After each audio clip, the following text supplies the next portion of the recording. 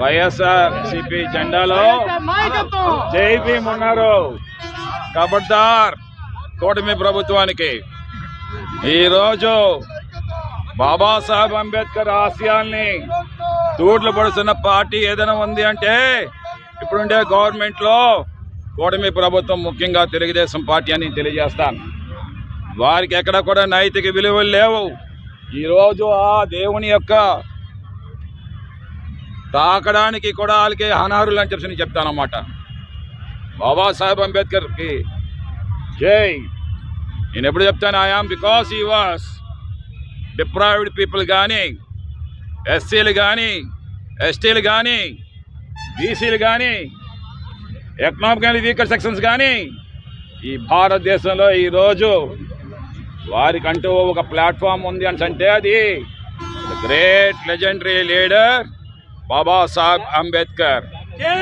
అందుకే ఈరోజు చెప్తాను మోడీ గారికి కూడా, మీరందరూ కూడా ఈరోజు ఈ భారతదేశ ప్లాట్ఫామ్ ఎంజాయ్ చేస్తున్నారంటే just purely because Babasaheb Ambedkar. Nirmala Sitharaman ఈరోజేమో అందరినీ కూడా మించిపోయి నేనేమో చేస్తా ఉన్నా, మన్మోహన్ సింగ్ లాంటి వాళ్ళని, నరసింహరావు లాంటి వాళ్ళని కూడా మర్చిపోయి మాట్లాడుతుంది.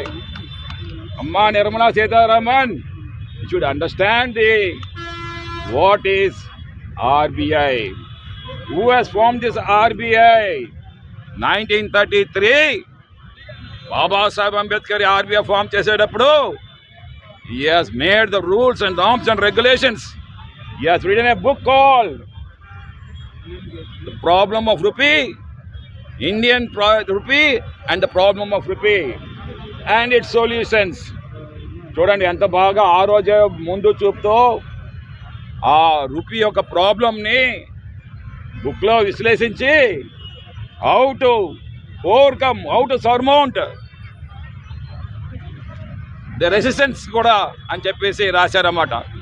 అందుకే ఈరోజు నిర్మలా సీతారామన్ అంత గొప్పగా ఈరోజు ఫైనాన్షియల్ మినిస్టర్గా నడిపేస్తూ ఉందంటే భారతదేశం ఏమో అభివృద్ధి దేశాల్లోకి దూసుకొని వెళ్ళిపోయిందంటే all that credit goes to be అందే బాబాసాహెబ్. ఎందుకంటే ఇట్స్ అ గ్రేట్ ఎకనామిక్స్ అన్నమాట. ఆ రోజు the great Nobel prize winner Amartya Sen Nobel prize వస్తే బాబాసాహెబ్ పాదాలు ముద్దాడు కానీ నాకు నోబెల్ ప్రైజ్ వద్దన్నాడు అన్నమాట. చూస్తున్నారా, economics, the great economics, father of economics అంటారు అతన్ని. అతనే పాదాలు ముద్దాడి తీసుకున్నారన్నమాట. ఆ ఆశయాల్ని ఈరోజు జగన్మోహన్ రెడ్డి ముందుకు తీసుకెళ్తామన్నారు. ఎవరా మీకు చెప్పారు నాకు అర్థం కాదు. యుఏబీ చంద్రబాబు నాయుడు, లోకేష్, మీరు అప్పర్ కమ్యూనిటీకే మీరు పనిచేస్తున్నారు. But you will see the wrath of upper caste community also. 2 లక్షల కోట్లు మీరు అమరావతిలో పోస్తానంటే ఎవరు ఒప్పుకుంటారు? Every pie you have to spend with utmost care because it belongs to the poor people. Babasaheb Ambedkar చెప్పారు.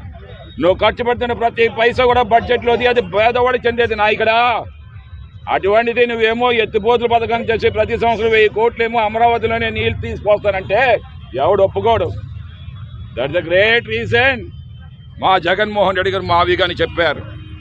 With in another couple of 5 years దూసుకొని వెళ్ళిపోద్దన్నమాట. 60 లక్షల జనాభాతోటి అట్ పార్ విత్ హైదరాబాద్తో వెళ్ళిపోతుంది అన్నమాట. అది బాబాసాహెబ్ అంబేద్కర్ ఆశయం అది.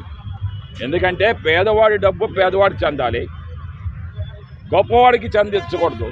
పేదవాడి డబ్బు తీసుకుని వెళ్ళి అక్కడేమో అమరావతిలోనేమో పెద్దవాడికేమో ప్లాట్ఫామ్ వేస్తాడంట. అది వేసి వాళ్ళందరికీ ఈ రోజుకి కూడా ఎవరికి ఇస్తా ఉన్నాం? ఒక ఎస్సీకి 1 సెంటు భూమి ఇచ్చావా అమరావతిలోని? ఒక బీసీకి 1 ఎకరం భూమి ఇచ్చావా అమరావతిలోని? ఎవరికి ఇస్తా ఉన్నావు? నీ చౌదరులకి ఇస్తా ఉన్నావు, గొప్ప వాళ్ళకి ఇస్తా ఉన్నావు. సో ఇవన్నీ కూడా బాబాసాహెబ్ అంబేద్కర్ ఆశయాలకు విరుద్ధం. అందుకే నేను చెప్తాను ప్రతి వైఎస్ఆర్సీపీ నాయకుడికి కూడా, only goats are sacrifice, not Lions.